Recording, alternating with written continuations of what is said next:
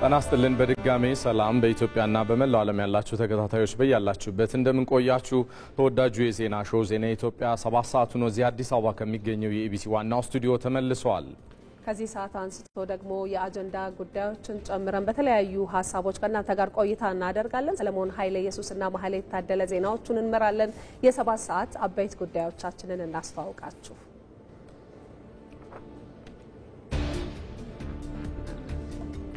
የሃይማኖት አባቶች አንድነትና ህብረትን ማዕከል አድርገው ምእመናንን በሰላም ከሁሉም ጋር እንዲኖር ማስተማር እንደሚገባቸው ተገለጸ።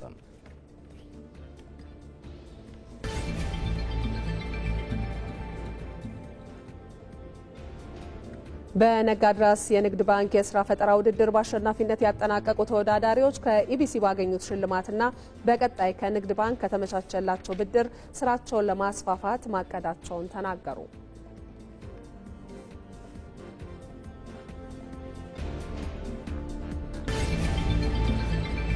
ኢትዮጵያ የውጭ ቀጥታ ኢንቨስትመንትን ለመሳብ አመቺ ስለመሆኗ የውጭ ባለሀብቶች ገለጹ።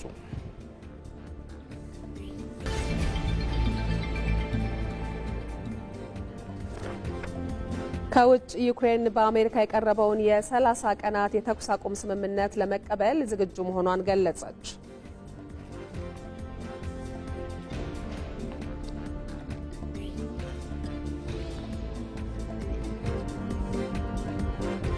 በአውሮፓ ሻምፒየንስ ሊግ የጥሎ ማለፍ የመልስ ጨዋታ ሊቨርፑል በፒኤስቪ በመለያ ምት ተሸንፎ ከውድድሩ ተሰናብቷል።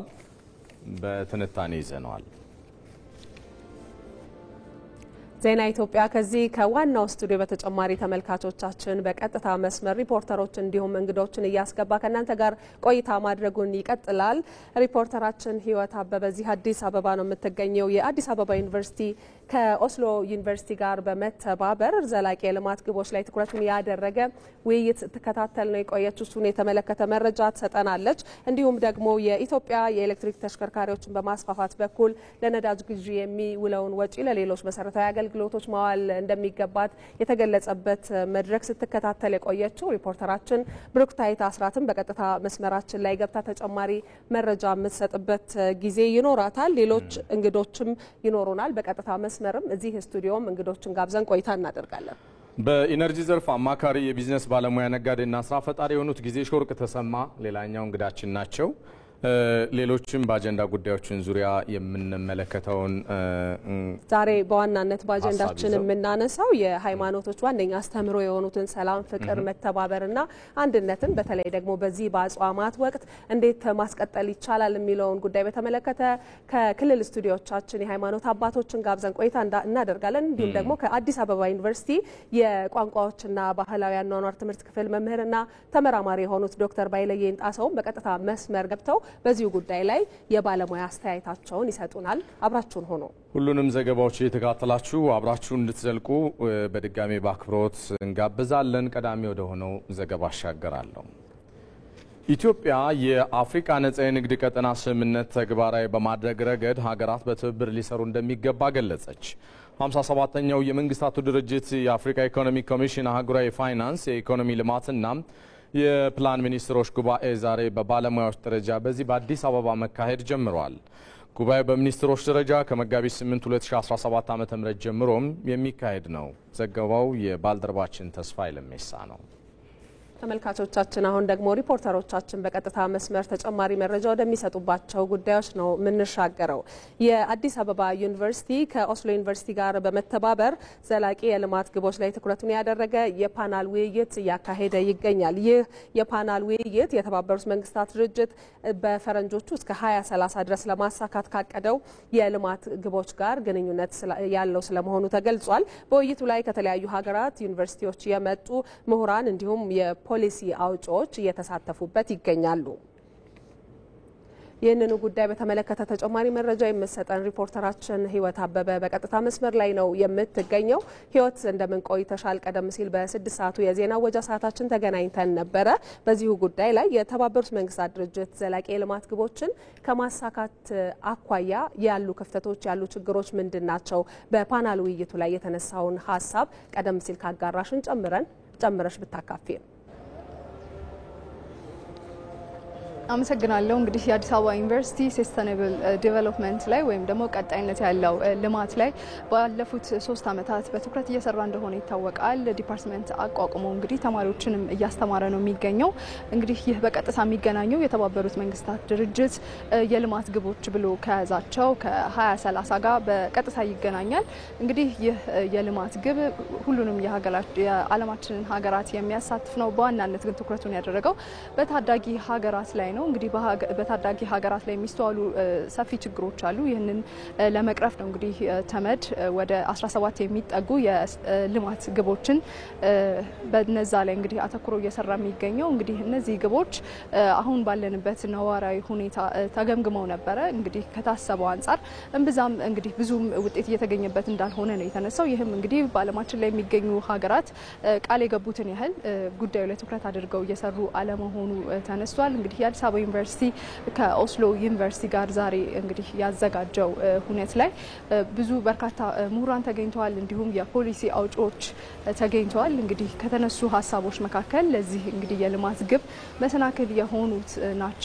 ጂኦፖለቲካ እንደ አንድ ተነስቷል። እንግዲህ በዓለማችን ላይ ያለው አሁን ግጭት መስፋፋት፣ ሰላም እጦት እንዲሁም ደግሞ ድህነት ከዛ ባለፈ ደግሞ የአየር ንብረት ለውጥ ለዚህ አለማሳካት እንግዲህ የራሳቸው የሆነ ሚና እንዳላቸው ተነስቷል።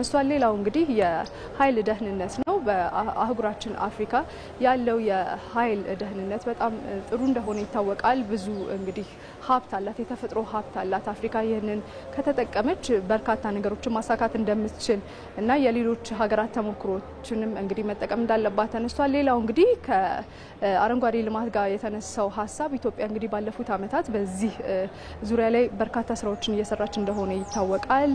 ለአፍሪካ እንዲሁም ደግሞ ለዓለም አቀፍ ሀገራት ተሞክሮ ሊሆን የሚችል በአረንጓዴ ልማት ላይ የሰራችው ስራ ግዙፍ እንደሆነ ነው የተመላከተው። እንግዲህ የተመድ 2030 የልማት ግቡ እንግዲህ እንዲሳካ በርካታ ባለድርሻ አካላት ሀገራት እንዲሁም ደግሞ ኢትዮጵያን ጨምሮ የአፍሪካ ሀገራትም የግጭቶችን የመፍታት ችግሮቻቸውን በራሳቸው የመፍታት አቅማቸውን በማሳደግ ተቋሞቻቸው ላይ መስራት እንዳለበትም ነው እንግዲህ በውይይቱ የተነሳው። መልካም ህይወት፣ ለመረጃሽ እናመሰግናለን። ጥሩ ቀን ይሁንልሽ። እንቀጥላለን። ባልደረቦቻችን በቀጥታ መስመሮቻችን እየገቡ ማብራሪያ ወደሚሰጡባቸው ጉዳዮችም ቀጥለናል። በኢትዮጵያ የኤሌክትሪክ ተሽከርካሪዎችን በማስፋፋት ለነዳጅ ግዢ የሚውለውን ወጪ ለሌሎች መሰረታዊ አገልግሎቶች መዋል እንደሚገባ ተገልጿል። የኤሌክትሪክና ታዳሽ ኃይል ተጠቃሚ ተሽከርካሪዎች ሀገር አቀፍ ረቂቅ ስትራቴጂን የተመለከተ ውይይት ታዲያ በዚህ በአዲስ አበባ በመካሄድ ላይ ይገኛል። እዚሁ ጉዳይ ላይ ልንቆይ ነው። የተወደዳችሁ ይህን ውይይት የተካተለች የምትገኘው ዘጋቢያችን ብሩክታይት አስራት ተጨማሪዎችን ልታጋራን በቀጥታ መስመራችን ላይ ነው የምትገኘው። ሰላም ላንቺ ብሩክታይት፣ እንደምን ውለሻል? የኤሌክትሪክና ታዳሽ ኃይል ተጠቃሚ ተሽከርካሪዎች ሀገር አቀፍ ረቂቅ ስትራቴጂ ውስጥ የተካተቱ ዋና ዋና ነጥቦች እንደምን ያሉ ናቸው? ንገሪን እስኪ። አመሰግናለሁ ሰለሞንና ማህሌት። እንግዲህ ቀደም ሲል እናንተም እንዳነሳችሁት የኤሌክትሪክና ታዳሽ ኃይል ተጠቃሚ ተሽከርካሪዎች አገር አቀፍ ስትራቴጂ ተቀርጾ በዛሬው ዕለት ውይይት ተካሂዷል። እንግዲህ በዚህ ውይይት ላይም የገንዘብ ሚኒስትሩ አህመድ ሽዴ፣ የትራንስፖርትና ሎጂስቲክስ ሚኒስትር አለሙ ስሜ፣ የኢንዱስትሪ ሚኒስትር ተወካይ እንዲሁም ሌሎችም ተጋባዥ እንግዶች በዚህ በውይይቱ ላይ ተገኝተዋል ማለት ነው። በውይይቱ ላይ እንግዲህ የተነሱት ሀሳቦች አሉ። ከነዛ መካከል የትራንስፖርትና ሎጂስቲክስ ሚኒስትር አለሙ ስሜ ሀሳብ አንስተው ነበረ።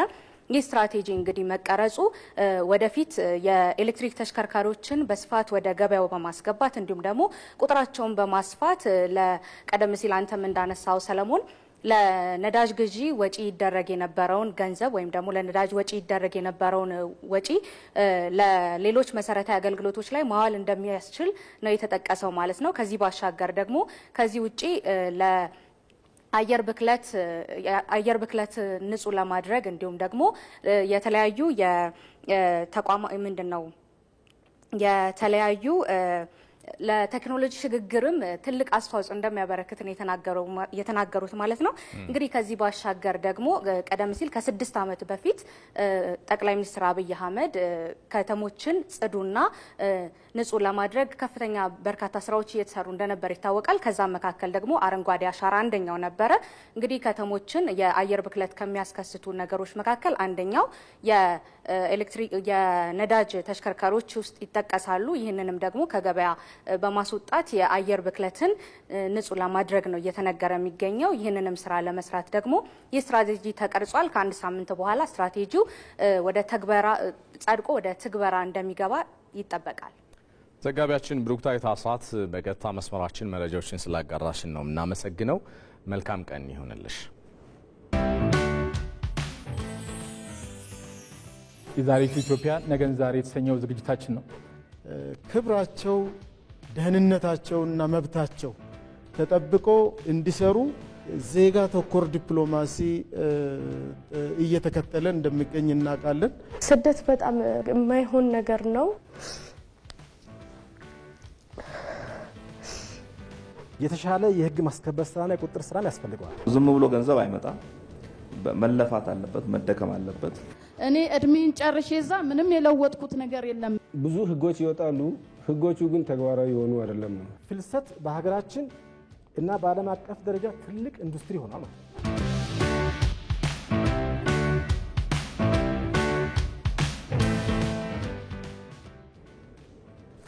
ዜና ኢትዮጵያ ከመላው ኢትዮጵያ እንደቀጠለ ነው። ተመልካቾቻችን እንግዳ ጋብዘን ቆይታ ወደምናደርግበት ጉዳይ ደግሞ እንሻገራለን።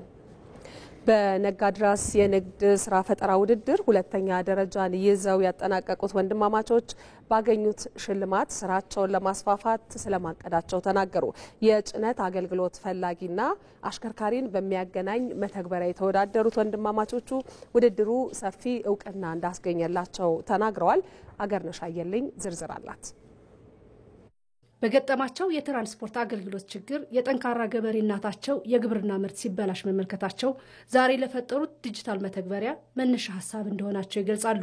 ወንድማማቾቹ ሙሉዓለም ምህረቱና ምስጋናው ምረቱ የመጀመሪያ ዲግሪያቸውን በኢንፎርሜሽን ቴክኖሎጂና በኮምፒውተር ኢንጂነሪንግ በወሰዱ ማግስት ነበር ለተመለከቱት ችግር መፍትሄ ማፈላለግ የጀመሩት። እናታችን ምርት የድንች ምርት ስለነበረ በወቅቱ ያንን የድንች ምርት ለማስጫን መኪና እንፈልግ ነበርና ያኔ ያስተዋልነው ችግር ምንድነው? በዚህ ዘርፍ ላይ በሎጂስቲክሱ ላይ መኪና ተብሎ አላገኘንም። ድንች ምርታችን ላይ የብልሽት አጋጥሞብናል። በሎጂስቲክስ ዘርፍ የሚስተዋለውን የማኑዋል አሰራር በዲጂታል ፕላትፎርም ሙሉ በሙሉ አዘምነን እየሰራ እንገኛለን ማለት ነው። ይህም ሁለት መተግበሪያዎችን አልምተን ወደ ስራ ገብተናል ማለት ነው። አንደኛው የጭነት ኦነር የሚል ሲሆን ይህም የጭነት ባለቤቶች የሚጠቀሙበት ሲሆን ሁለተኛው መተግበሪያ ደግሞ የጭነት መኪና አሽከርካሪዎች የሚጠቀሙበት ወይም የጭነት መኪና ባለቤቶች ኢትዮ ጭነት ድራይቨር የሚል መተግበሪያ ነው ማለት ነው። በወቅቱ የተወሰነ የቴክኖሎጂ ክህሎት የነበራቸው ወጣቶቹ በኢንተርፕረነርሺፕና በፋይናንስ በኩል ግን ምንም አይነት መረጃ አልነበራቸውም። በመሆኑም በኢኖቬሽንና ቴክኖሎጂ ሚኒስቴርና በስራና ክህሎት ሚኒስቴር በኩል በተመቻቸላቸው የስልጠና ዕድል ክፍተቶቻቸውን በመሙላት የንግድ ባንክ ነጋድራስ የስራ ፈጠራ ውድድርን ተቀላቅለዋል። በውድድሩ መሰረታዊ የሆኑ 3 ጥያቄዎችን መመለስ የቻለው ኢትዮ ሎጂስቲክስ የተሰኘው መተግበሪያቸው የውድድሩ ሁለተኛ ደረጃ አሸናፊ ሊሆንም ችሏል።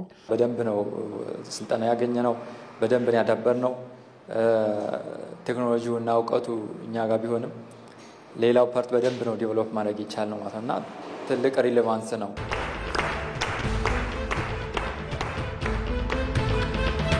በሎጂስቲክስ ዘርፉ ላይ የራሳችንን የዲጂታል ኢትዮጵያ 2025 እቅድ አሻራችን ለማኖር እየሰራን ነው። ይሄ ዲጂታል ሲሆን ደግሞ ይዞት የሚመጣው የስራ እድል አለ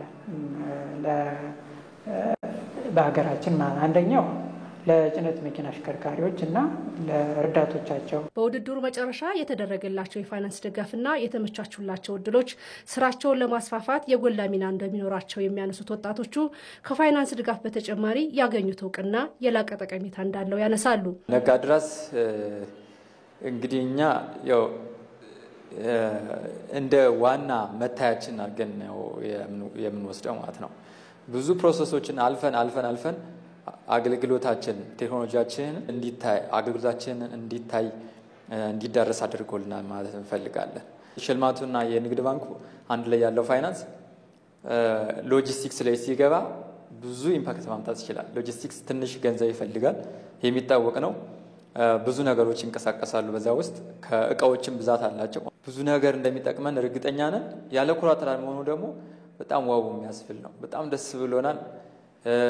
እንግዲህ ማለት እንዲፈጸምልን በቃ እስከሚፈጸምልን ነው የምንጓጓው ማለት ነው። በቅርበት ያዩትንና የሚያውቁትን ችግር መነሻ ያደረገ ፈጠራ ውጤታማ ያደርጋል የሚሉት ወንድማማቾቹ አሁንም ዘርፈ ብዙ ችግሮች አሉብንና ወጣቶች ልንሰራባቸው ይገባል የሚል መልእክታቸውንም አስተላልፈዋል።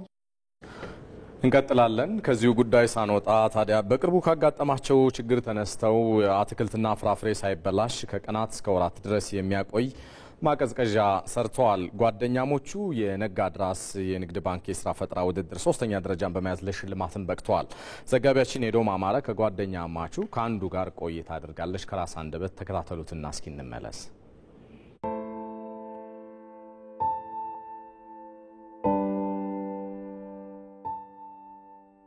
አውድቴክ ፒኤልሲ ነው። በሁለት ሰዎች የተቋቋመ ድርጅት ነው። ጓደኛዬ አቦ ደመቀ ይባላል። ይሄ ድርጅት ከተቋቋመ ወደ 4 ወይ 5 ዓመታትን አስቆጥሯል። በተለይ ደግሞ ግብርናው ዘርፍ ላይ የሚስተዋሉ ችግሮችን የአርሶ አደሩን ድካም ያቅልልናል የምንላቸው እንዲሁም በዋጋ ደረጃ ተመጣጣኝ ናቸው የምንላቸው ማሽኖች ይሄ ምንድነው ሪቨርስ ኢንጂነሪንግ የሚባለውን ልክ ቻይና እና ህንድ አሁን ወደ እድገት የመጡበትን ቴክኖሎጂ እሱን ነው በዋናነት ሀገራችን ውስጥ አምጠን መስራት የነበር አላማችን። ስለዚህ የመጀመሪያ የስራ ፈጠራችን በሀገራችን ውስጥ የሚገኙ እነ ስንዴ፣ በቆሎ፣ አተር፣ ጤፍ እነዚህን በአንድ ሲሊንደሪካል ማሽን መውቃት የሚችል ማሽን ነበረ እየሰራ ነው። ይህም እንግዲህ በጣም አዋጭ ሆኖ በተለያዩ ድርጅቶች የመጀመሪያው ተቋም ደብረ ማርቆስ ዩኒቨርሲቲ ነበረ። እሱ ፈንድ አድርጎን ሰርተን ለአርሶ አደሩ አከፋፍለናል ማለት ነው። ባህር ዳር ዩኒቨርሲቲ ላይም ሁለተኛ ዲግሪ ስሰራ ምንድነው እንትን ያልኩት አዲስ ይሄ ናኖ ማቴሪያል የሚባል የኮምፖዛይት የሚባል ማቴሪያል አለ። እኔ ዛጋ ማቴሪያሉ ላይ ነው እየሰራው የነበረ። ከዛ ማቴሪያሉ ላይ እየሰራው እያለ ምን አንተ ቴስት ሳረግ የሆነ አዲስ ሀሳብ መጣል። ሆርቲካልቸራል ክሮፕ የሚባለው አሉ የአትክልትና ፍራፍሬ 2003 ዓመተ ምህረት ላይ አርሶ አደሩ በጣም ሽንኩርት አምርቶ በነፃ እንኳን የሚወስድለት ሰው ጠፍቶ የመሬት እዛው መሬቱ ላይ ቀርቷል። ለዚህ ዋይኖት ያንን የሚፈታ እኔ የምመረቅበትን ማቴሪያል ለምን ዝም ብዬ ተመርቄ ፔፐር ላይ አስቀምጠዋለሁ? ዋይኖት ወደ ቢዝነስ አላመጣውም? ዋይኖት ለምን ችግር ሶልቭ አያደርግም ብዬ በውሃ የሚሰራ አትክልትና ፍራፍሬዎችን ለብዙ ጊዜ ሳይበላሹ እንዲቆይ የሚያደርግ ቴክኖሎጂ ነው እየሰራሁት ማለት ነው። 2013 ላይ ብሩህ የስራ ፈጠራ ውድድር የሚባል ነበር። ስለዚህ እዛ ጋር 200 ሺህ ብር አሸናፊ ነበር፣ ተሸላሚ ነበር። እሷን 200 ሺህ ብር ምንድነው እኛ ማጥፋት አልፈለግንም።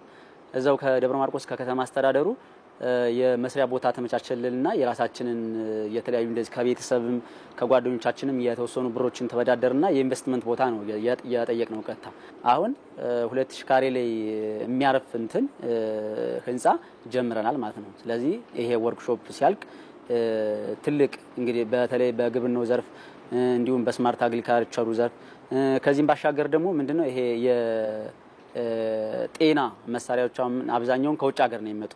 ስለዚህ እነሱንም ይተካል የምንለውን ማሽነሪዎች በሀገር ውስጥ ለመስራት እየሞከርን ነው ያለው። አትክልትና ፍራፍሬ ማቀዝቀዣ ሰርተው ነው 300 ሺህ ብር አግኝተዋል። ይሄ ብቻ አይደለም። የኢትዮጵያ ንግድ ባንክ ያለ ማስያዣ 10 ሚሊዮን ብር ብድር ወስደዋል። የስራ ፈጣሪ ውድድር አይፈራም። ለምን የሚያወዳደር ግለሰቡን ወይም ራሱን አይደለም ሀሳቡን ነው የሚያወዳደረው። እዛኛው ዙር ላይ ባናልፍም ይሄ ቢዝነስ ይቆማል ማለት አይደለም። ለምን ቢዝነሱን ሞር የምናውቀው እኛ ነን። ስለዚህ ይሄኛው ግን በእያንዳንዱ እንትን ራንክ እየተሰጠ ስለሚሄድ ራንክ የሚያሰጠው የብሩ ደረጃ ስለሚለያይ ነው እንጂ በእኔ እይታ ሁሉም እዚህ 30 ነጋዴ ስለየመጡ አሸናፊ ነው ብዬ ነው የማምነው።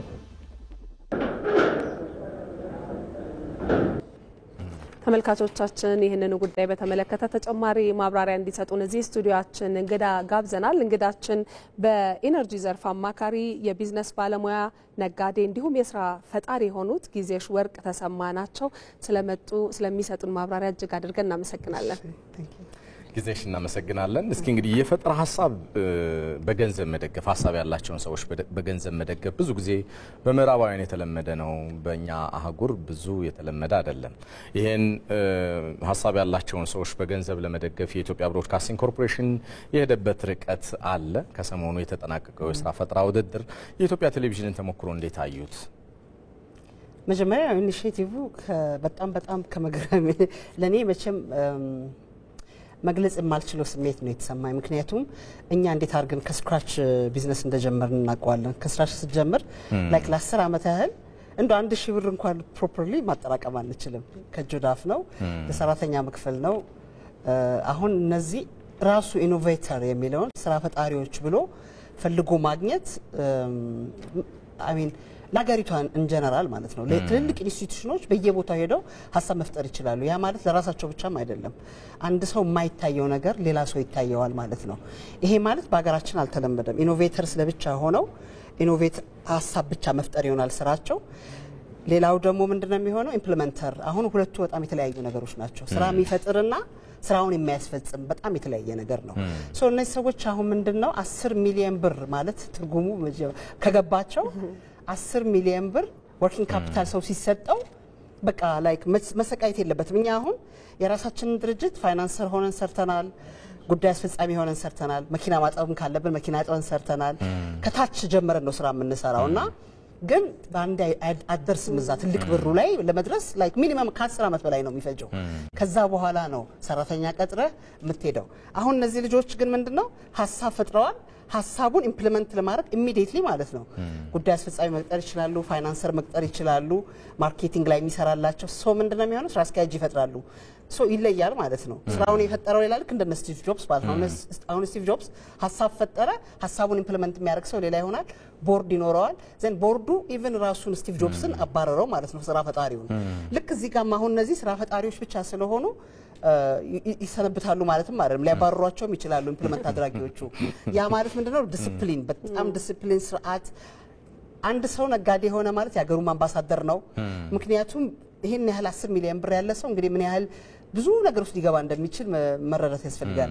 አይደለም 10 ሚሊዮን ብር 1 ሚሊዮን ብር ተሰጥቶት በጣም ኢዚሊ 100 ሚሊዮን ብር ማድረግ ይቻላል። 10 ሚሊዮን ብር ደግሞ ያለው ሰው ምንም ማድረግ እኔ አክቹሊ እንደው በስንት ዓመት ይሆን የሚከፍሉት እያልኩ ነበር ካልኩሌት ማድረገው። 10 ሚሊዮን ብር ተሰጣቸው ዊዛውት ኮላትራል ኢማጂን ዊዛውት ኮላትራል አንድ ሰው ብድር ያለ ምንም ማስያዣ።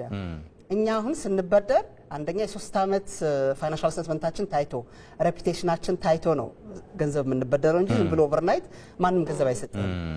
አይደለም 10 ሚሊዮን ብር እንደው ትንሿን ብር መጀመሪያ ለመጀመር እንዴት ተሰቃይተህ ምናምን ነውና ስለዚህ ካላማቸው ጋር በጣም ላይክ ለሀገሪቷን ጀነራል እነሱ ብቻ አይደለም ከገባቸው ማለት ነው። ግን አንዳንዴም በጣም ደንጀረስም ነው ገንዘብ ዝም ብሎ ሰው ስለሰጣ መቀበልም አስፈላጊ ነው ብዬ አላምንም። ምክንያቱም ዲሲፕሊን በጣም ዲሲፕሊን ገንዘቡ የኔ ነው ብሎ ማሰብ የለባቸውም። ፕሮፐርሊ ድሮ ከሚኖሩት ከሚበሉት መለየት የለበትም። ኢቭን በታክሲ መሄድ ካለባቸው በታክሲ ነው መቀጠል ያለባቸው። በቶሎ ብለው መኪና ለመግዛት ምናምን ሄደ ቢዝነሱን ምንድነው አሁን እነሱ ናቸው የፈጠሩት። ሶ ነገ ተነስተው አላሙዲንን መሆን አያቅታቸውም። ሶ በራሳቸው ነው መሄድ ያለባቸው። ራሳቸውን ችለው ራሳቸው የተሰጣቸውን ገንዘብ ራሳቸው ቢሮ ከፍተው በራሳቸው ነው መንቀሳቀስ ያለባቸው። ይሄኛው ትልቅ እድል እንደሆነ እድል ብቻ ሳይሆን ኃላፊነትም እንደሆነ ነው አሁን እያስረዱ ነው ያሉት። ገንዘብ መቀበል ብዙ ኃላፊነትም አለው የሚከፈልም መሆኑ ታሳቢ እንደሚደረግ ይታወቃልና ከዚህ አኳያ ግን አሁን እነዚህ ልጆች የተሸለሙት ነጋድራስ ይዞ የመጣው እድል ትልቅ ከመሆኑ ጋር ተያይዞ ደግሞ አሁን ያለንበት ዘመን ፈጠራ ውድድር ያለበት ዘመን ነውና እንዲህ ያሉ ወጣቶችን ደግሞ መደገፍ ማገዝ ያስፈልጋልና እንደ ሀገር በዚህ ረገድ ምን ያህል አስፈላጊ ነው? ምንድነውስ መደረግ ያለበት? ብቻውን ነጋድራስ ብቻ የሚወጣው ነገር ስላደው አንደኛ ምንድነው የእውነት ለመናገር ብዙ ጊዜ ምን አንዳንድ ቦታ ላይ እንዲ ስፒች ሲሰጥ የምናገረው ምንድነው መስራት የሚፈልግ ሰው እንዴት ነው ኒውስ የማያየው? ኢትዮጵያ ቴሌቪዥን ኒውስ ሳያዳምጥ እንዴት ነው እኔ እሱ ነው የሚገርመኝ። በጣም ለመንገር የምፈልገው ለኢትዮጵያ ሕዝብ እውነት መቀየር የሚፈልግ ሰው ሌላ ሚዲያ ላይ ትቶ የኢትዮጵያን ብሮድካስቲንግ ኮርፖሬሽን አትሊስት ኒውሱን ያዳምጡ። እዛ ላይ በጣም ብዙ ነገር መማር ይቻላል። ምንም አይፈጅባቸው። ላይክ የኒውሱ ሰዓት ማክሲመም 30 ደቂቃ ብትሆን ነው። እሱ ሳክሪፋይስ ማንም ሰው ያድርግ። ያ ማለት እያንዳንዱ ፎሬን ኢንቨስተሩ የሚገባውን እዛ ላይ ነው የሚመለከቱት። በጣም ትልልቅ እኔ ለህይወቴ የጠቀመኝ ከህፃንነቴ ጀምሮ አባቴ ኒውስ ሲያይ ነው ያደግኩትና አይደለም ሬዲዮን ራሱ እየሮጥኩ ነበር ማለት ቴሌቪዥንማ በቃ ገና ዜና ሲመጣ ሁላችንም ነው ለምን አባቴ ሲያይ ስላየው በቃ አድጎብኝ። እኔ አሁን ዜና ኢትዮጵያ ቴሌቪዥን ሳላዳምጥ አድሬም አላቅም። አይ ቲንክ ለሰክሰሴ ትልቁ እሱ ነው። ከዚህ በተረፈ ግን በጣም መናገር የምፈልገው አሁን ለምሳሌ ሎጂስቲክስ ላይ ያለው ልጅ ኮሙኒኬት አደረኩት እንዴት ምን ያህል ያውቃል ብዬ ሳይው ሊንክድን ላይ አየኝና ወጣ አዳል አረገኝ። አይ ይሄ ልጅ ቆይ እንዴት ማወቅ አለበት ይሄ ነገር። ሊንክድን ማለት ምን ማለት ነው? ላይክ አናዘር ዩኒቨርሲቲ ማለት ነው። ሁሉ ነገር የቢዝነስ ሀሳቦች በሙሉ እዛ ላይ ያሉ። ማንኛውም የቢዝነስ ፈጣሪ የሆነ ሰው ሊንክድን ላይ ገብቶ በቃ ማየት አለበት ሁሉ ነገር እኮ እዛ ላይ ነው ያለው እኔ ግን እና ያለን ወይ ነው ማየት እንችላለን ወይ ሌላ ነገር ላይ ይሄ ዘፈን ላይ ምናምን ላይ ሲሆን ላይክ እሱን ትተን ሰው መሆን የሚፈልግ ሰው ሊንክድንን ስፔሻሊ ሊንክድን ላይ በቃ ላይክ ልትገምቱ አትችሉም ያለው የዓለም ቢዝነሶች በሙሉ እዛ ላይ ነው ያሉት ሳትፈልግ በግድ ወደ ቢዝነስ የሚወስድሃልና እሱ ላይ ቢያተኩሩ በተረፈ ግን ዲሲፕሊን ማነር የሰው ቼክ ሰጥቶ በተለይ ባውንስ ቼክ ያለ ማድረግ እኔ በህይወት ታሪክ በቢዝነስ ታሪክ በዚህ ሁሉ አንድ ቀን ቼክ ባውንስ አድርጎ አያውቅም እና ዲሲፕሊን በጣም ዲሲፕሊን በተለይ ገንዘብ ያዙ ሰዎች ምንም ከሚኖሩት ነገር ሳይለወጡ ባሉበት እየሄዱ ኢንስቲትዩሽናቸውን ልጅ መውለድ ማለት ነው ያንን ማሳደግ ትልቅ ነገር ነው ብዬ ነው ያስፈልጋል ትክክል ነው በኢነርጂ ዘርፍ አማካሪ የቢዝነስ ባለሙያ ነጋዴና ስራ ፈጣሪ ጊዜ ሾርቅ ተሰማ ለጊዜዎት ለማብራሪያዎትን በጣም አብዝተን ነው የምናመሰግነው መልካም ቀን ይሁንልዎ ዜና ኢትዮጵያ ይቀጥላል ተመልካቾቻችን ከአፍታ በኋላ ስንመለስ የሐዲስ ዓለማየሁን ድንቅ የጥበብ ስራ ፍቅር እስከ መቃብርን ገጸ ባህሪያት ሸራ ወጥራ በምናቧ ተመልክታ በስዕል ያሰፈረችውን ወጣት ታሪክ እናስዳስሳችኋለን ጠብቁ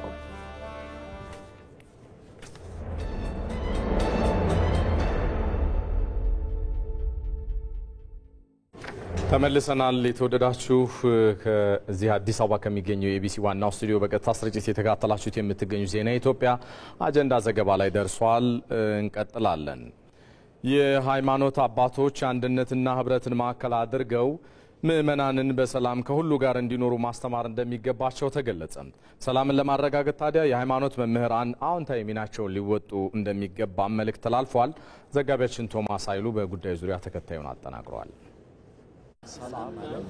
የኢትዮጵያ ኦርቶዶክስ ተዋሕዶ ቤተክርስቲያን የእስልምና እንዲሁም የወንጌላውያን አብያተ ክርስቲያናት ህብረት መምህራን የእምነቶቻቸው መሰረት በሆኑ ቅዱሳን መጻሕፍት ሰላም እንዲህ ተገልጿል ህይወት የሚገኘው በሰላም ነው ሰላም ሲጠፋ ሁሉም ይጠፋል እና የሰላም ዋና መሰረቱ የህይወት መሰረቱ ሰላም ነው ስለዚህ ሰላምን የምንገልጸውኛ በፍቅር በመተሳሰብ በመረዳዳት በመቀራረብ በመተጋገዝ በመከባበር በዚህ ሰላም ይገለጻል እስልምናው እንደ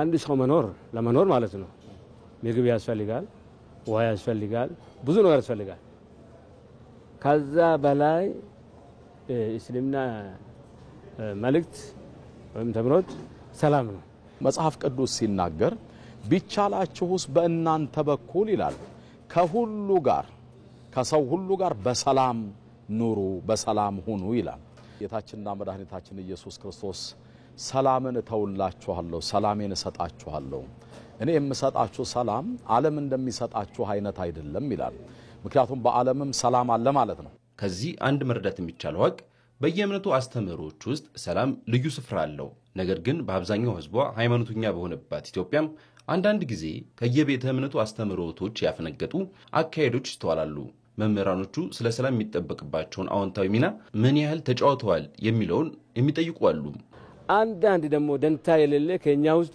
አንዳንድ ይኖራል ዝም ብሎ በቃ እዛ ኃላፊነት አለ የሆነ ነገር ከዚህ ያገኛል በቃ ይሄ በኋላ ችግር ከመጣ ይሄ ወጣቶች ላይ እቺ ሀገር ላይ ችግር ከመጣ በአላህ ፊት ተጠያቂነት ዋና እነሱ ላይ ነው እነሱ ሃይማኖት አባቶች ከመንግስትም በላይ ነው እኛ አሁን የኛ ኃላፊነት ፈጣሪ ነው ሰጣነኛ እስከሞት ድረስ ይሄዳል ማለት ነው ስለዚህ ያጠፉን ነገር ይሄ ትክክል አይደለም የህዝብ አማኑና ሲነስራት ብሎ ለነሱ መልእክት ማድረግ አስፈላጊ ነው ብዬ ነው ማምነው እንግዲህ ሀገራችን ኢትዮጵያ በስም መጠራት ሃይማኖተኛ ህዝብ ይኖርባታል እንላለን እንጂ አንዳንድ ጊዜ የሃይማኖት ጽንፈኝነት ያስተምህሮት ጽንፈኝነት የጎሳ ጽንፈኝነት ይሄንን ህዝቡ ላለመቀበል እንቢ ካላለ ምንም ሃይማኖታዊ ወይም የሃይማኖት ከተማና ሀገር ብትሆንም ሀገራችን ኢትዮጵያ በጽንፈኝነት የተነሳ አንዱ የሌላውን እምነት ባለማክበርና ባለመጠበቅ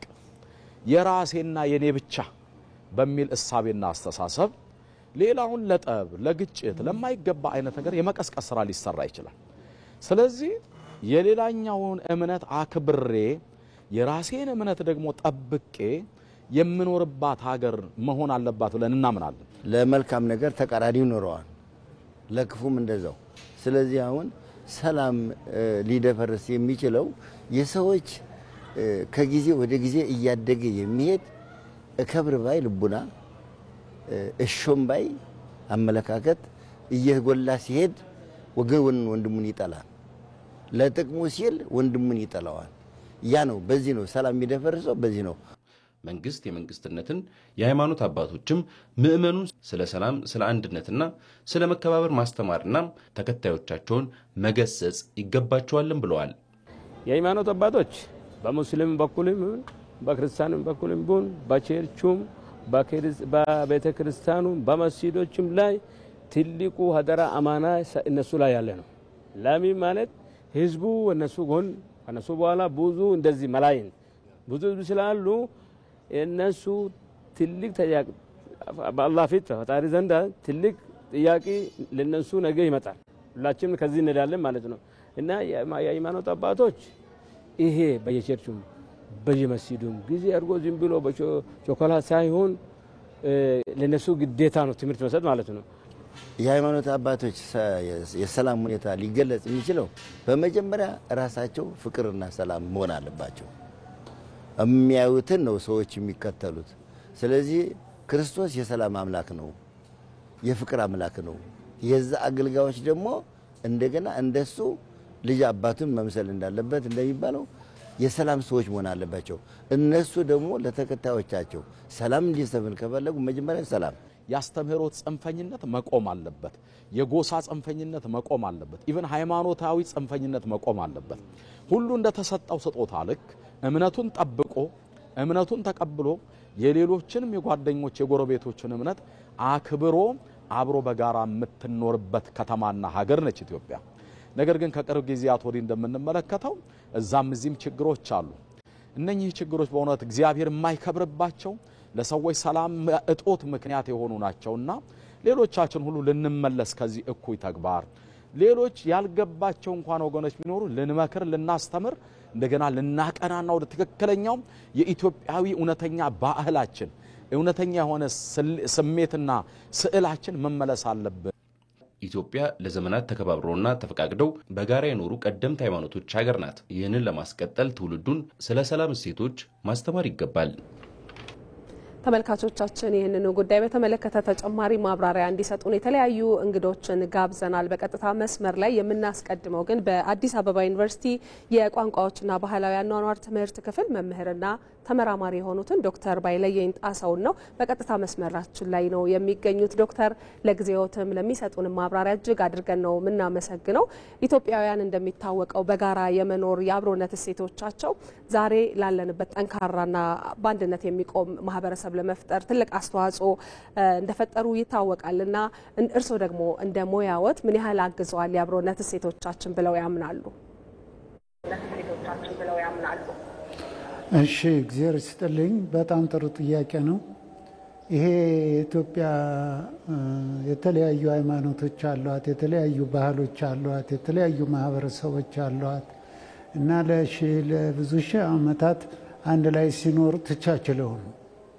ይሄ በሌላው አሁን በዘመኑ አስተሳሰብ ቶለራንስ ካልቸር ቶለራንስ የሚባለው ነው። ይሄ ማለት የመቻቻል ባህል ነው እና ይሄ በጣም ሰፊ ትምህርት የሚሰጥበት ልጆች ገና ከህፃንነታቸው ጀምሮ እስከ ዩኒቨርሲቲ ድረስ የሚማሩት እና ለመኖር ደግሞ በጣም ትልቅ መሰረት የሆነ ሰፊ የአስተሳሰብ ቀመርና ልምድ ነው። ህብረተሰቦች አንድ ላይ ሲኖሩ ሰዎች አንድ ላይ ሲኖሩ ያዳበሩት ልምድ ነው። ሃይማኖቶችም አብረው ይኖራሉ እና አብረው እንዴት የሚኖሩበት ዘዴ ነው ራሱ እና ስለዚህ የመቻቻል ባህል ብለው ነው እንትን የሚሉት። እኛ ደግሞ አሁን እንደተናገርኩት ያው በቋንቋችን ይሄውን ተደርጎ ይጠራል። እዚሁ ጋር አያይዘው አንድ ሀሳብ እንዲያነሱልን ፈልገን ነው ጣልቃ የገባ ነው። አብሮነትን ሊሸረሽሩ የሚችሉ ሁናቴዎች በየጊዜው ይስተዋላሉ። መቼም በማህበራዊ ሚዲያውም በተለያዩ መገናኛ ዘዴዎችም እናያቸዋለን እና ምናልባት ኢትዮጵያ ደግሞ ግዘፍ የነሳ ዜጎችና ሀሳብ አላት ሲባል አብሮነትን ሊያጸና የሚችል ማንነትና እሴት ያላት ሀገር መሆኗ ነው። አብሮነትን ሊሸረሽሩ ከሚችሉ ነገሮች ታቅቦ አብሮነትን ሊያዳብሩ የሚችሉ እሴቶችን በማበልጸግ ረገድ ምንድነው ልንሰራው የሚገባ ጉዳይ ይላሉ ዶክተር? ይሄ እንግዲህ ምንድነው ራሱ የጠቀስኩት አሁን አብሮነትን ይይዛል። ይሄ መቻቻል ባህል የሚባለው እና ምንድነው አንደኛ እነሱን እያጠነከሩ ለመሄድ የሀገሪቱን አንድነት ለመጠበቅ የህዝቦችን አንድነት ለመጠበቅ መከባበር ለመጠበቅ ትልቅ ዋስትና ተብሎ የሚጠቀስ ራሱ በኑሮ የሚፈጠር ህግ ነው ራሱ እና ይሄ መቻቻል ዝም ብሎ ቀላል ጽንሰ ሀሳብ አይደለም። የሌላውን እውቅና መስጠት ያስፈልጋል። እኔ እውቅና ይሰጠኝ ብሎ አንድ ማህበረሰብ ሲጠይቅ ሲፈልግ የሌላውንም እውቅና መስጠት አለበት። ህልውናውን ኤግዚስተንሱ ማለት ነው የራሱን ኤግዚስተንስ እንደሚፈልገው ሁሉ የሌላውን ኤግዚስተንስ ማክበር አለበት። እነዚህ ነገሮች እስካልሆኑ ድረስ ሁሉ ጊዜ ግለሰቦች አንዳንዱ ዝም ብሎ ያወቀ ይመስለዋል። አሁን ለምሳሌ በሃይማኖት እጅን መስደድ ፈጽሞ በጣም አደገኛ የሆነ የህብረተሰብን ሰላም ሊያደፈርስ የሚችል እድገትም ካለ እድገትን ሊያዛግም የሚችል መጥፎ ነገር ይፈጥራል በሃይማኖት ውስጥ እጅን መስደድ እና ስለዚህ ተቻችሎ መኖር ዋና ዋስትና ነው ማለት ነው ለአንድ ህብረተሰብ። በተለይም ደግሞ ህብረ ባህል ባለበት እንደ ኢትዮጵያ ህብረ ባህል ባለበት ሀገር ውስጥ ማለት ነው አንዱ የሌላውን ማክበር አለበት፣ አንዱ የሌላውን እውቅና መስጠት አለበት።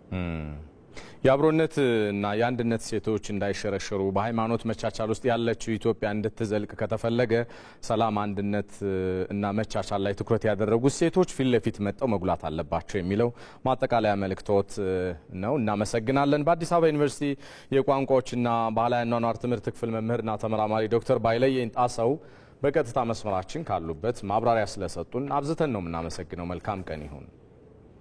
ተመልካቾቻችን ይህንኑ ጉዳይ በተመለከተ ከእንግዶቻችን ጋር ቆይታ ማድረጋችንን ቀጥለናል። ወደ ሀረር ስቱዲዮ ነው የምናቀናው። በዚያ የሚገኙት በሀረሪ ክልል የጁማአ መስጂድ ኢማም የሆኑት ኡስታዝ አብዱላሂ አህመድ በቀጥታ መስመራችን ላይ ነው የሚገኙት ከሀረር ስቱዲዮአችን። ኡስታዝ እንደምን ቆይተዋል? ለጊዜዎት ከኛ ጋር ስለሚያደርጉት ቆይታ እጅግ አድርገን ነው የምናመሰግነው። አብዛኞቹ ወይም ሁሉም ሃይማኖቶች አስተምህሯቸው ሰላምን፣ ፍቅርን፣ አንድነትን በተመለከተ አንድ አይነት ተመሳሳይ እንደሆነ መሰረታቸው እንደሆነ ይታወቃልና ከዚህ አኳያ የእስልምና እምነት ስለ ሰላም፣ ስለ ፍቅር፣ ስለ አብሮነት ምን ይላል የሚለውን ያንሱልን። አመሰግናለሁ ስለጋብዛችሁኝ። እስልምና ሃይማኖት ሁሉንም ሃይማኖት በመቻቻል ነው የሚያዘው። ሁሉንም ማክበር እንዳለብን፣ ሌላኛውን ማንቋሻሽ እንደሌለብን ነው የሚያስተምረን። ሁሉም ሃይማኖት የራሱ አስተምሮት አለው። የራሱ አብዛኛው ኢትዮጵያ ላይ የሚገኙ ሃይማኖቶች በአጠቃላይ መቻቻልን፣ ፍቅርን፣ አንድነትን ነው የሚሰብኩት። እስልምናም ይህንን ነው የሚያዘው ማለት ነው። አላህ በቁርአኑ የሚለን ነገር ምንድነው? ወላ ተሱቡ الذين يدعون من دون الله ይላል። ሌላ ሃይማኖት የሚከተሉትን ወይንም ሌላ ሃይማኖት የሚይዙ ሰዎችን የነሱን ሃይማኖት እነሱን ማንቋሸሽ ወይንም ደግሞ በክፉ ማንሳት እንደሌለብን ነው የሚያስተምረን የሚል ነው አላህም የሚያዘን ማለት ነው። ሁሌም የሌላውን በተለይ አንድን ሃይማኖት ሁሉም ማክበር እንዳለበት መቻቻል እንዳለብን ነው እስልምና የሚያዘው ማለት ነው። ይሄ ነው።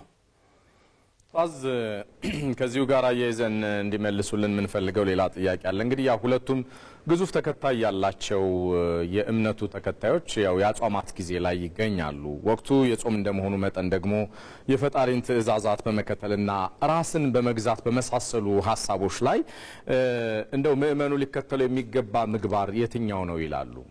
አሁን በዚህ በሁሉም ሃይማኖት አንተም እንደገለጽከው የሃይማኖት የጾም ጊዜ ነው።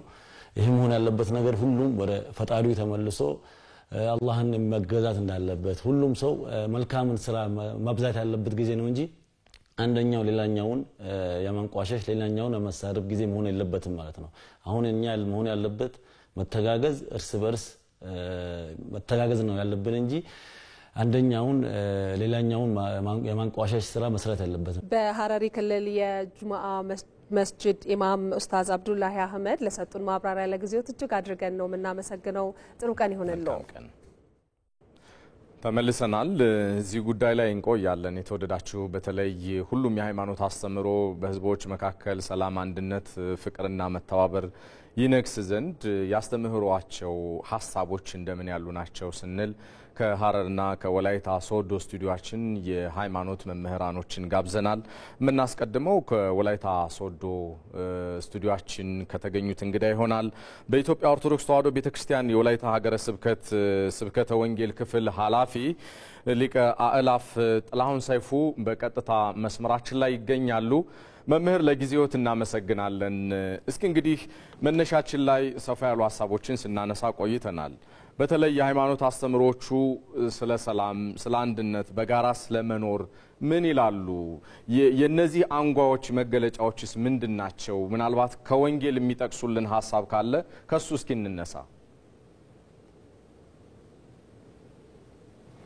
እሺ፣ አመሰግናለሁ።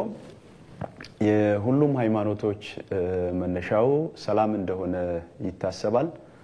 በተለይ የክርስትና እምነት መነሻው ሰላም ነው። ጌታችን መድኃኒታችን ኢየሱስ ክርስቶስ ሰላሜን እሰጣችኋለሁ ሰላሜንም እተውላችኋለሁ ብሏል። ክርስቶስ ኢየሱስ ራሱ የሰላም ባለቤት ነው። ክርስቶስን የሚከተል ማንኛውም ሰው ደግሞ በዚህ ዓለም በሚኖርበት ጊዜ በሰላማዊ መንገድ መኖር እንደሚያስገባና ለዓለም ለሰላም እሴት ግንባታ የበኩሉን አስተዋጽኦ ማድረግ እንዳለበት ይታመናል። ከዚሁ ጋር ተያይዞ ሐዋርያው ቅዱስ ጳውሎስ ለሮሜ ሰዎች በጻፈው መልእክቱ ምዕራፍ 12 ከቁጥር 18 ላይ ቢቻላችሁስ በእናንተ በኩል ከሰው ሁሉ ጋር በሰላም ኑሩ ይላል። ከሰው ሁሉ ጋር የሚለው ሐሳብ ትኩረት የሚሰጥበት ሐሳብ ነው። ያለ ቤተ እምነት ልዩነት፣ ያለ ዜጋ ልዩነት ሰው በመሆኑ ሰው ከሆነ ከማንም ጋር በሰላም ኑሩ ይላል። በሰላም ለመኖር የመጀመሪያው ልዩነትን አምኖ መቀበል ያስፈልጋል። በዚህ ዓለም ላይ ሁሉን ጨፍልቀን በራሳችን ሐሳብ በራሳችን አመለካከት መምራት አንችልም። የሌላው ልዩነት አለ፣ የአስተሳሰብ ልዩነት አለ፣ የሃይማኖት ልዩነት አለ፣ የኢኮኖሚ ልዩነት አለ፣ የፍላጎት የተለያየ ልዩነት አለ።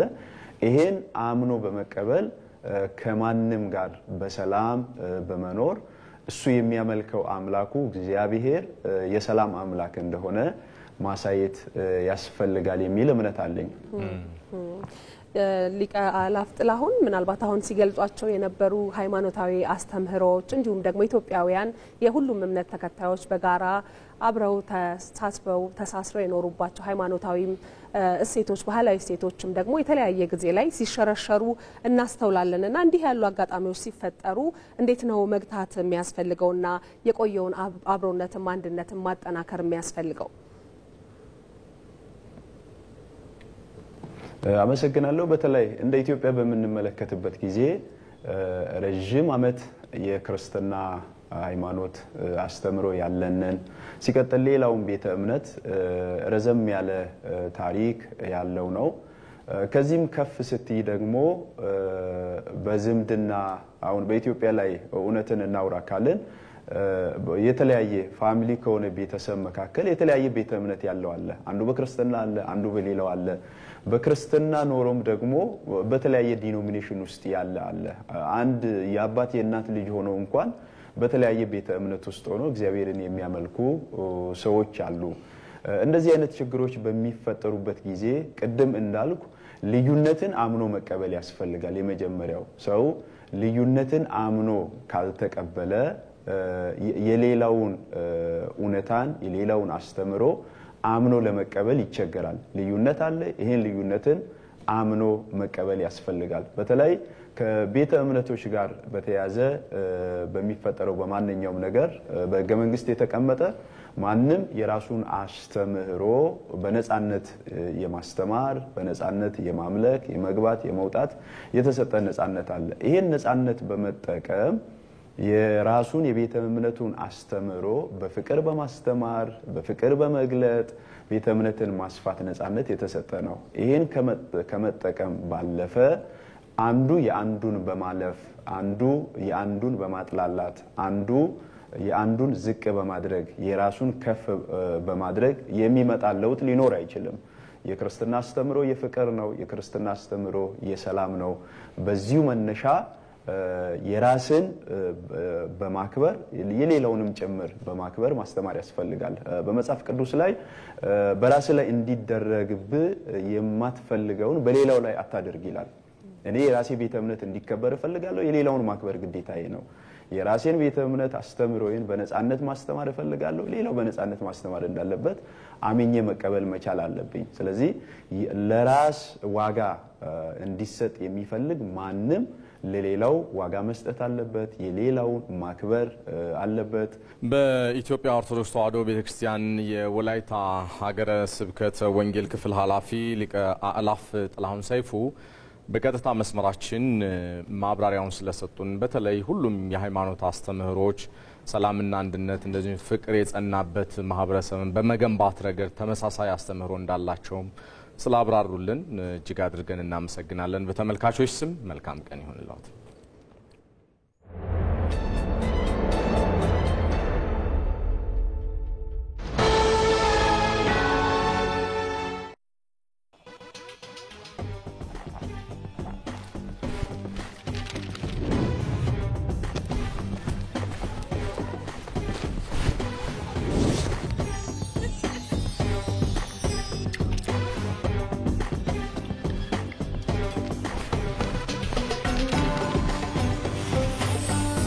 የባንካችንን የዘካ ተቀማጭ ሂሳብ በመጠቀም ሐሳቡን ያቅልሉ።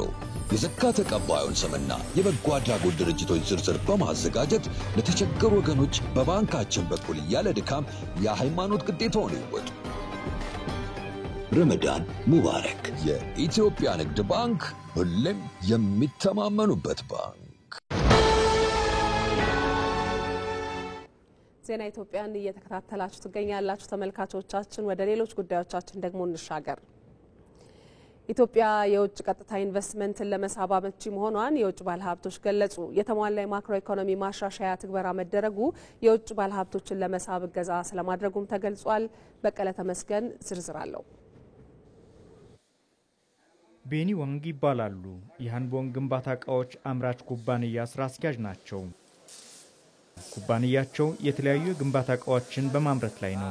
ኢትዮጵያ የውጭ ቀጥታ ኢንቨስትመንትን ለመሳብ ምቹ መሆኗን ይናገራሉ። Ethiopia first security is very good and the government is very strong to help to us. የኢትዮጵያ መንግስት የውጭ ባለሀብቶችን ለመደገፍ ቁርጠኛ ነው።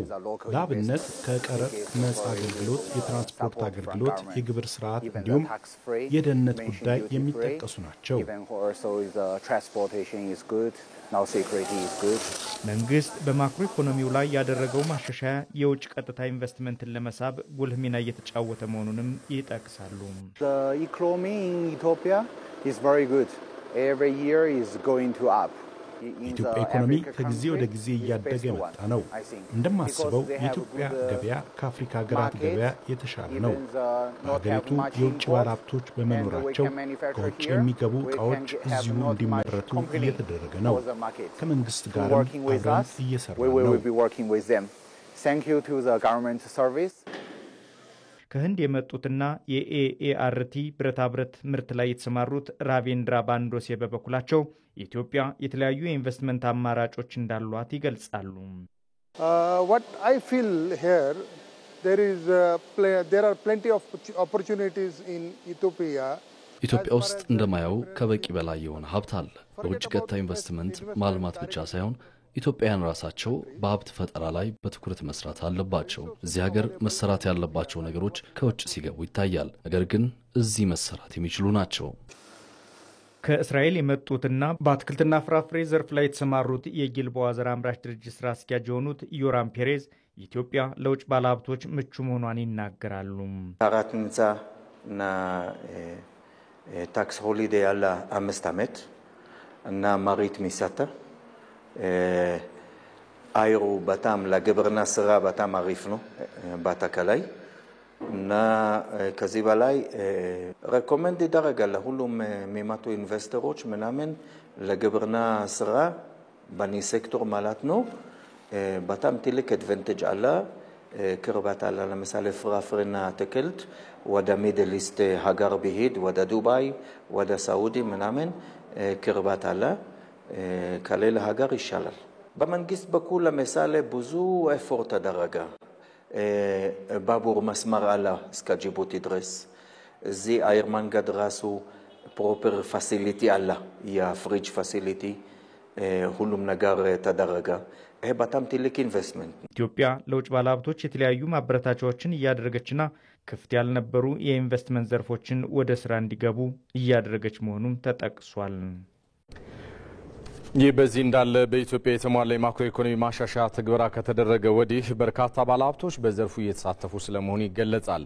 ይህ ሀገራዊ ኢኮኖሚ ለውጥ ከመደረጉ አስቀድሞ ታዲያ በሀገሪቱ ይስተዋሉ የነበሩ ችግሮች አሁን እየተፈቱ ስለመሆናቸውም ተመላክቷል።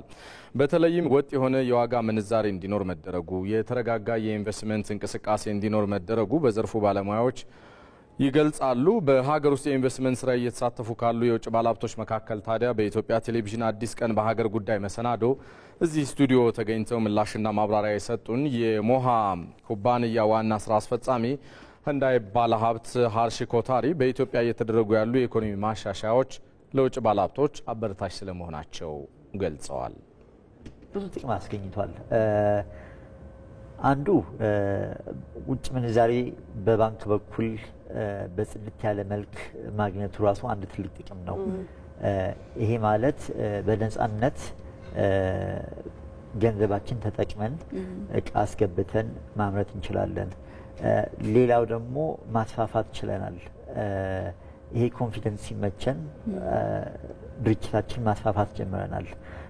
2 ፋብሪካዎች በዚህ ሰሞን እንጀምራለን። ለመጀመር ደግሞ ያሉት ፕሮሴሶች ፈጣን ሆኗል። ከኢንቨስትመንት ኮሚሽን ላይሰንስ ማግኘት ሌላም እንትኖች አይፒዲሲ ከሆነ ከአይፒዲሲ ቦታ ማግኘት በጣም ቀላል ሆኗል። ሰሞኑን ደግሞ የድሬዳዋ ነጻ ንግድ ቀጠና ላይ ኢንቨስት አድርገናል። በመንግስት እየተደረጉ ያሉ የኢኮኖሚ ማሻሻያዎች ታዲያ አሁንም አጠናክሮ በማስቀጠል የተሻለ ኢንቨስትመንት እድል ማምጣት እንደሚያስፈልግ የገለጹት ደግሞ የምጣኔ ሀብት ባለሙያው ሚካኤል አዲሱ ናቸው። የዋጋ ግሽበቱ ከፍተኛ የሆነበት ኢኮኖሚ ውስጥ ትልቅ ካፒታል ከውጭ አምጥቶ ኢንቨስት ማድረግ ብዙ ጊዜ ኢንቨስተሮች ይፈራሉ።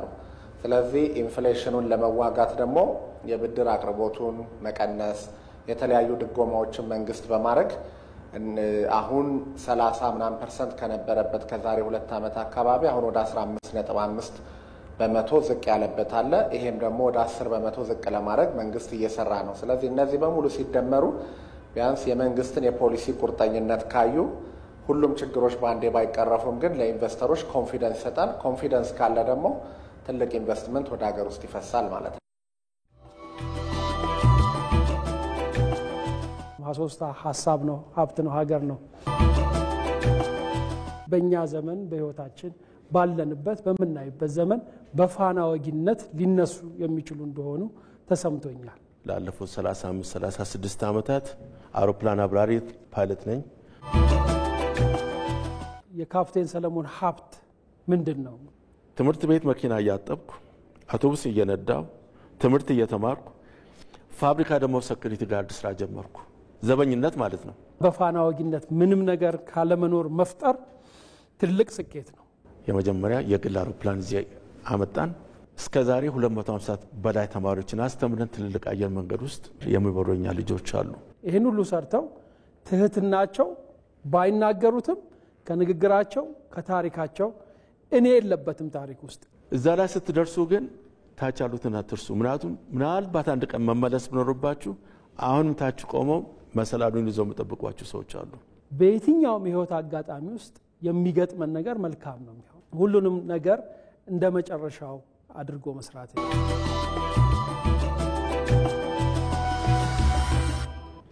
ዜናዎቻችን ይቀጥላሉ። በአማራ ክልል የጸጥታ ችግሮችን ለመፍታትና ዘላቂ ሰላምን ለማረጋገጥ ከመንግስት ጎን በመሆን ተደራጅተው አካባቢያቸው እንደሚጠብቁ ወደ ቀያቸው የተመለሱ የዚገም ወረዳ ነዋሪዎች ተናገሩ። ተመላሾቹ ወደ አካባቢያቸው እንዲመለሱ ጥረት እንደተደረገው ሁሉ መልሶ ማቋቋም ስራው ላይ ሁሉም ርብርብ ሊያደርግ እንደሚገባ ጠይቀዋል። ሳሙኤል ወርቃየሁ ዝርዝር አለው። በአማራ ክልል አዊ ብሔረሰብ አስተዳደር ዞን ዚገም ወረዳ አሃቲ ቀበሌ በ2015 ዓ.ም ነሐሴ ወር ላይ በተፈጠረ ግጭት በርካቶች ከቤት ንብረታቸው ተፈናቅለው ቆይተዋል። ይህም የሆነው በጥቂት የግል ጥቅም ፈላጊዎች በተነሰሱት ሴራ እንደነበር የአካባቢው ነዋሪዎች ያነሳሉ። ውስጡ ስሩ ሌላ የሆነ ጥንፈኞች ጋር የተሳሰረ እኛ ገበሬዎች ከአፈር ጋር ነው ስንኖር ከአፈር ጋር ሰርተን ታፈር ጋር ታግለን ምን በላ ሰዎች በጽገን አድገን ከግብርና ወተን ወደ ከተማ ተሻሽለን እንኖራለን ብለን ያሰብነው ንብረታችን እስበሳችን አያይዞ ወንድም ከወንድሙ ጋር አያይዞ እንድንባላ አደረገ። እኛም ሳናውቀው መስሎን ያኛው ከታች እየቀሰቀሰ ከላይኛው ያለውን ወንድ እየቀሰቀሰ መጣል በለው እየተባለ አቀሳቅሶ አሳበላለ። ጥቂት ግለሰቦች ባፈረሱት ነገር ማህበረሰቡ ተሸብሮ ለዚህ ደረጃ ደርሷል። ተፈናቃዮችን ወደ አካባቢያቸው ለመመለስ በተሰራ ስራም በአሁኑ ወቅት ወደ ቀያቸው ተመልሰዋል። ለወደፊቱም የህዝብን አንድነት የሚሸረሽሩ አካላትን በጋራ ለመከላከል በአንድነት እንቆማለን ሲሉም ገልጸዋል። አሁን ወደ ሀገራችን እንገባ ተነስተመጥና ስንትናን ስንገናኝ እንዴት ነው የተላቀሰ የተገናኘ ነው የተገናኘ ነው ወንድሞቻችን ጋር ምንም ችግር የለብንም እኮ በህዝባችን ጋር እኮ ምንም ችግር የለብንም። ይሁን እንጂ አሁን ተመልሰን እኛ ራሳችንን አውቀን ይሄንን ድጋፍ የሚደግፈንን አመራር በማየት አሁንም እየቀጠልን ዝምድናችንን እየቀጠልን እንሄዳለን። ለወደፊቱ ተሳስረን ተዛምደን ተዋልደን በመኖረው ያው ብሔረሰብ ጋር ተዋህደን ወደፊት ጥሩ ልማት እንድናመጣ የልባችን ደስታ ነው። አንዳንድ ጽንፈኛ ኃይል እንኳን ቢመጣ በጋራ ተዋግተን ለወደፊት ባለው ትምህርት ልጆቻችንን አስተምረን በትምህርት ቤት አስገብተን ለወደፊት ጥሩ ብርሃን ኖሮ እንደምንኖር ሙሉ ተስፋ አለኝ። ወደ አካባቢያቸው እንዲመለሱ ጥረት እንደተደረገው ሁሉ መልሶ ማቋቋም ስራው ላይ አስፈላጊው ርብርብ እንዲደረግም ይጠይቃሉ። ተለይቼ የቆየሁትን ህዝብ ፊት ለፊት በማየቴም በጣም ደስተኛ ነኝ። አሁን በየቤቱ ደግሞ በየድንኳኑ አርሶ አደራችን ገብቶ ፈገግታ እንዲሰማ ኋላ በጀርባችን ላለው አርሶ አደር ደግሞ እነሱን ለመሳብ ያለውን ነገር ወረዳችንና ገዛገዝ እንዲታረጉ ይሄን የተፈናቀለውን የተቃጠለውን ህዝብ እውነት ስታዩት ግን በዞንና በዚህ ወረዳ ብቻ መቋቋም ይችላል ወይ በቻግኒ በጓንጓ መቋቋም ይችላል ወይ ብላችሁ አስቡ። ዙራችሁ ትይት ቦታው ሳናውቀው የተደረገ ነገር ነው። ሳናስበው የተቃጠለ ህዝብ ነው። ለዚህ ግን እንደ ክልል ማሰብ መቻል አለብን ባይነኝ። እንደ ክልል ቀርቶ እንደ ፌደራል ማሰብ መቻል አለብን። የክልሉና የብሔረሰብ አስተዳደሩ ከፍተኛ አመራሮች ወደ ቀያቸው የተመለሱት ተፈናቃዮች ጋር ውይይት የተካሄደ ሲሆን ዜጎችን መልሶ የማቋቋም ስራዎች በቅንጅት እንደሚሰሩም ተገልጿል። አሁን እንግዲህ ቤቶች እየታደሱ ያሉበት ሁኔታ ነው ያለው። እርሻቸውን የበጋ እርሻ ለማረስ ትራክተሮች ተገኝተዋል። ነዳጅም እንደዚሁ የተገኘበት አግባብ ነው ያለው። ገብቶ እንግዲህ ወደ እርሻ ለመግባት ማድረግ ያለብንን በምግብም በሌሎችም ድጋፎች ካሉ እነሱን ወስደን ተነጋግረን የምንችለውን ተጋግዘን እናረጋለን። ማህበረሰባችንንም አስተባብረን ሌሎች አማራጮችንም እንትን ብለን አንዳንዶቹ የሚታሰቡትን እንግዲህ ሲሆን ብናወራ ይሻላል። እኛ የምንችለውን እናረጋለን። ዜጎችን መልሶ ለማቋቋም በሚደረገው ጥረትም ማህበረሰቡም የበኩሉን ድጋፍ እንዲያደርግም ተጠይቋል። ተመልሰናል። የተወደዳችሁ የኢትዮጵያ ብሮድካስቲንግ ኮርፖሬሽን አዲስ ነገር ለአድማጭ ተመልካቹ ካሳወቃቸው ዘርፈ ብዙ ጉዳዮች መካከል አንደኛው ፍቅር እስከ መቃብርን በትወና መልክ ለተመልካቾች ለአድማጮች ማድረስ ነው። ዛሬ ወደ ኋላ መለስ ብለን አንዳንድ ጉዳዮችን እስኪ በትወና በዛብህ እናስታውሰው ልንል ነው። እንሞክረው። ብቸኛው በዛብህ ሀገሩን ጥሎ እጅግ ርቆ ለመሄድ ወስኗል። ጉዞ ታዲያ በዲማ በኩል ነው፣ በስመ ገናናዋ ከተማ። ያው ጉዞ በእግር ነው።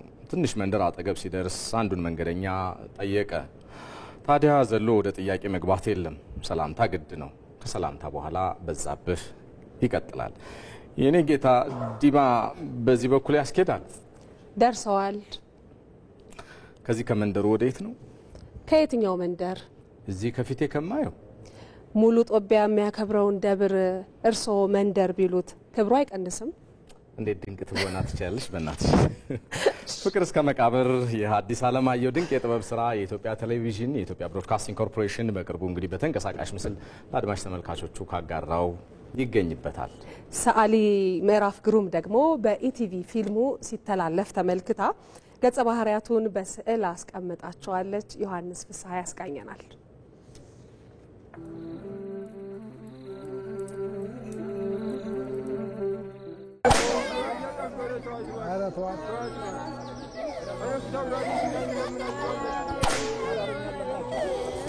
ጎጃም ዳሞት አውራጃ ማንኩሳ በምትባል ሀገር ቦጋለ መብራቱ የሚባሉ ብዙ ዘመን በብቸኝነት የሚኖሩ ሰው ነበሩ። ተመልካቾች ቀደም ሲል ያነበብኩላችሁ ታሪክ በ1958 ዓ.ም በተወዳጁ ደራሲና ዲፕሎማት ሐዲስ ዓለማየሁ ለአንባቢያን የቀረበው ተወዳጁና ድንቅ የሆነው የጥበብ ስራ ፍቅር እስከ መቃብር ታሪክ መሃል ላይ ነው። በቅርቡ ደግሞ ይህ አጓጊ የልቦለድ ታሪክ በኢትዮጵያ ቴሌቪዥን አማካኝነት በተንቀሳቃሽ ምስል ለታዳሚያን ደርሶ በርከት ያለ አድናቆት ተችሎታል። የበለጠም ነብስ አግኝቷል ተብሏል። ዛሬ ደግሞ የምናስቃኛችሁ በፍቅር እስከ መቃብር ያሉት ገጸ ባህሪያት በስዕል ተስለው ቀርበዋል። ምን ይመስላሉ? አስቃኛችኋለሁ። ተከተሉን።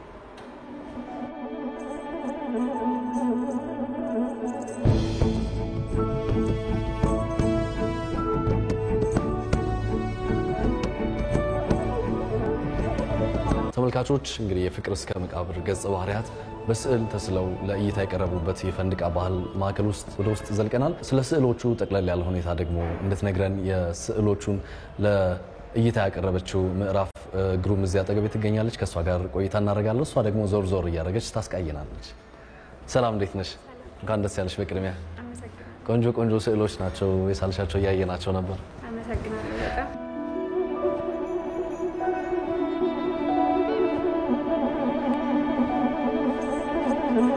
ፍቅር እስከ መቃብር ስንል የሰብለ ወንጌልና የበዛብህን የፍቅር ታሪክ ብዙ አብዛኛው ፓርቱን ይዞ የሚገኘው ሀሳብ እሱ ነው። ሰው ብትሆን ኮምፕሌን ታደርጋለች ወደ ፈጠራት ወደ ሐዲስ ዓለማየሁ ኮምፕሌን እያደረገች እንድትሰራ አደረኳቸው፣ ኮምፖዝ አረኳቸው። ሌሎች ሀሳቦች የተከታተሉ መጡ በዚህ ስዕል የተነሳ ማለት ነው። ፊታውራሪ መሸሻ ይመስሉኛል ካልተሳሳትኩ። እንግዲህ ሐዲስ ዓለማየሁ ሲገልጿቸው በጣም ኃይለኛ፣ ማንንም የማይሰሙ የስርዓቱን ዋና ማሳያ ናቸውና እስቲ ስለ ስዕሉ ንገሪ። ልክ ነህ። አሁን ያልከው ሀሳብ ነው እዚህም ስዕል ላይ የተነሳው። ፊታውራሪ መሸሻ አብሯቸው ጊዜ ለማሳለፍ በጣም የሚከብዱ ሰው ናቸው።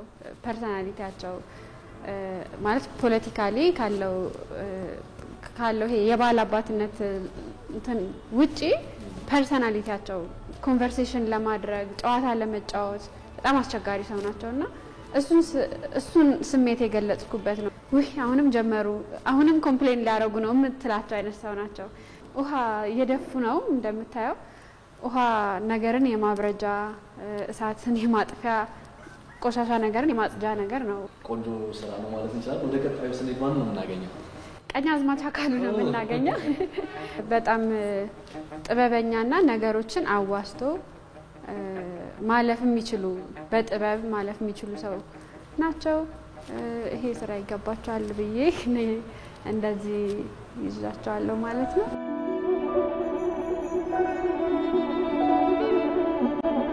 ምን ተሰማ? ማንን መሰሉ? ምናልባት እንግዲህ በጊዜው ከነበሩት ባላባቶች መካከል እንግዲህ አንዱና በጣም ጦረኛ የሚባሉት በጉልበታቸው በኃይለኝነታቸው የሚታወቁት ፊታውራሪ አሰገኝ ይመስሉኛል ካልተሳሳትኩ። ልክ ነህ። ያ በደንብ አብራርተውልናል ሐዲስ ዓለማየሁ ስለሳቸው ባህሪ። ጠንካራ ናቸው ግን ደግሞ ፌዝና ጨዋታ ይወዳሉ። ሩህሩህ ናቸው ግን ደግሞ ቁጡ ናቸው እየተባለ ማለት ነውና እዚህ ጋር እንደምታየው ከፍ ያለ ቦታ ላይ ስቴብል የሆነ አለት ላይ መቆም ሲምቦላይዝ የሚያደርገው ያው ፓወራቸውን ነው። ይሄኛው ስራ በዛብህና አዳም የሚል ነው። ሁለቱንም የሚያመሳስላቸው ነገር ምንድነው? ሁለቱም የተከለከሉትን የሆነ ነገር አድርገዋል። የእሱን ደግሞ ውጤት ደግሞ አይተናል እና ተመሳሳይ ያመሳሰላቸው ነገር እሱ ነው። ሁለቱን ለማመሳሰል ነው። ይሄ ነው ሀሳቡ። እነ ቦጋለ መብራቱ ያው ድህነት ታሪኩ ላይ ድህነት ሲነሳ እነሱ ናቸው የሚነሱት። አያ ቦጋለ ቤት ነው። አያ ቦጋለ በጣም ሃምብል ደግሞ ዋይዝ ሰው ነው። ስታተሳቸው በጣም ችግር የበዛበት በጣም ከባድ ህይወት አሳልፈዋል። ያረረ እንጀራ፣ የጠፋ መብራት፣ የተደፋ ጠላ ምናምን በማድረግ ነው ለነሱ ትርጉም የነበረውን ነገር በማሳጣት ወይም በማበላሸት ህይወታቸው የሆነ ሰዓት ላይ ከባድ ፈተና ጋጥሞት እንደነበር ለማሳየት ሞክሬያለሁ። ሰብለ በፊቷ ሁለት አይነት ላይፍ ነው እንግዲህ የተዘረጋላት። አንደኛው የመጣችበት የተሳሰረችበት ብዙ እድሜዋን የኖረችበት የቤተሰቦቿ እሷን የገነቡበት ህይወት አለ። ከዛ ደግሞ እሷ የመረጠችው ደግሞ ምርጫ አለ። የሚናቅ ቢመስል ግን የተከበረ ወደታች የወረደ ቢመስል ግን በጣም ከፍ ያለ ነገር ነው እሷ ለራሷ የመረጠችው።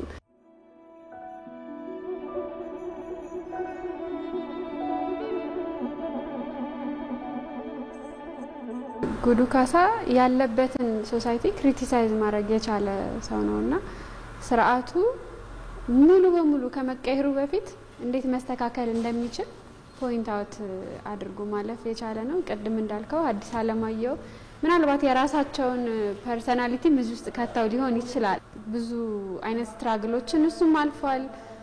ልጆቹ እንዳልነበሩ ኢንፋንቶ ነው እንዳለፉ የራሱን እንዲመጣ የሚፈልገውን ለውጥ በራሱ ቤት ጣሪያ በታች ማድረግ የቻለ ሰው ነውና ይሄ ነው ጉዱ ካሳ። እጅግ አድርጌ አመሰግናለሁ ምዕራፍ። እሺ አመሰግናለሁ።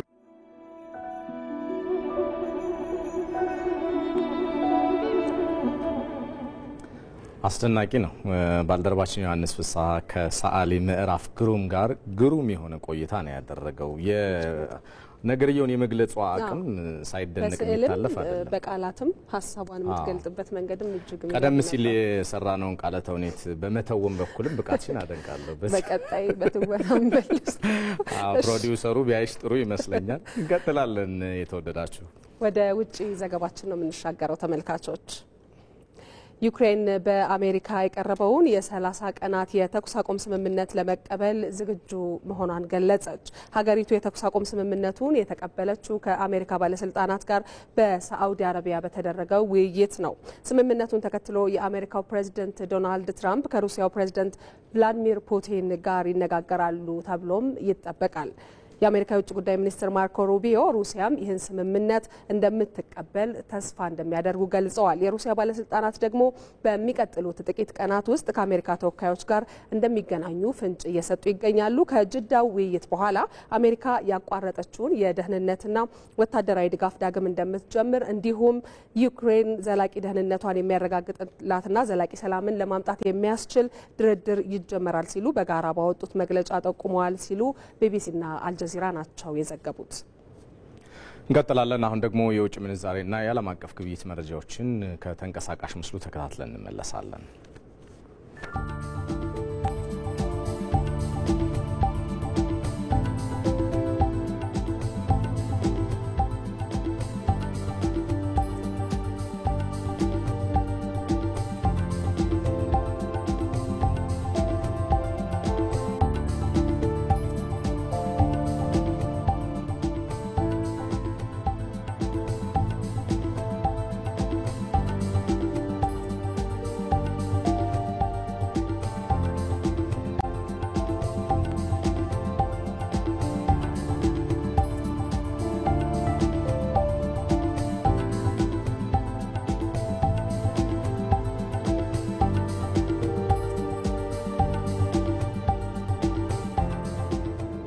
ወደ ስፖርት ዘገባችን ደግሞ እናልፋለን። በአውሮፓ ቻምፒዮንስ ሊግ የጥሎ ማለፍ የመልስ ጨዋታ ሊቨርፑል በፒኤስጂ የመለያ ምት ተሸንፎ ከውድድሩ ተሰናበተ። ባርሴሎና፣ ኢንተር ሚላን እና ባየር ሙኒክ ተጋጣሚዎቻቸውን በማሸነፍ ወደ ሩብ ፍጻሜው ተቀላቅለዋል። አዲስ የሸዋስ ዝርዝር አለው። በአውሮፓ ሻምፒዮንስ ሊግ ጥሎ ማለፍ የመልሱ ጨዋታ የፈረንሳዩን ፒኤስጂን በሜዳው የገጠመው ሊቨርፑል 1-0 ተሸንፏል። በመጀመሪያው ጨዋታ ፓርክ ደ ፕሬንስ ላይ 1-0 በማሸነፍ የተመለሰው የእንግሊዙ ክለብ ውጤቱንም ሆነ የሜዳ ላይ አጋጣሚውን መጠቀም ተስኖት ለመሰናበት ተገዷል። በጨዋታ ታክቲሽያኑ ሉዊስ ኤንሪኬ የሚመራው የፈረንሳዩ ክለብ በአንፊልድ ያደረገውን ጨዋታ በኦስማን ዴምቤሌ ግብ 1-0 አሸንፏል። ከሳምንት በፊት በሜዳውና ደጋፊው ፊት በተመሳሳይ ውጤት መሸነፉን ተከትሎ ጨዋታው ወደ ጭማሪ ሰዓት አምርቷል። 120 ደቂቃ በወሰደው የሃያላኑ ፍልሚያ በድምር ውጤት አንዳቻ መለያየታቸውን ተከትሎ የሩብ ፍጻሜ ተፋላሚን ለመለየት በተሰጠ መለያ ምት ፒኤስጂ 4-1 አሸንፏል። በዘንድሮው የአውሮፓ ሻምፒዮንስ ሊግ ዋንጫ ያነሳሉ ተብሎ ከተገመቱት ክለቦች ቀዳሚ የነበረው የአርኔ ስሎቱ ቡድን ለሶስትዮሽ ድል ሲያደርግ የነበረው ጉዞም በጊዜ ተገቷል። በሜዳቸው አይበገሬ የነበሩት ቀዮቹ ከሽንፈታቸው በተጨማሪነትም በጨዋታው ብልጫም ተወስዶባቸዋል። ፒኤስጂ በሻምፒዮንስ ሊጉ ማንቸስተር ሲቲንና ባየር ሙኒክን ቢያሸንፍም ብዙም የሻምፒዮናነት ግምት አልተሰጠውም ነበር። ነገር ግን ከትላንት ምሽቱ ድል በኋላ በርካቶች ፓሪስ ሴን ጀርሜን እስከ ፍጻሜው የመጓዝ አቅም እንዳለው እየተናገሩ ይገኛሉ።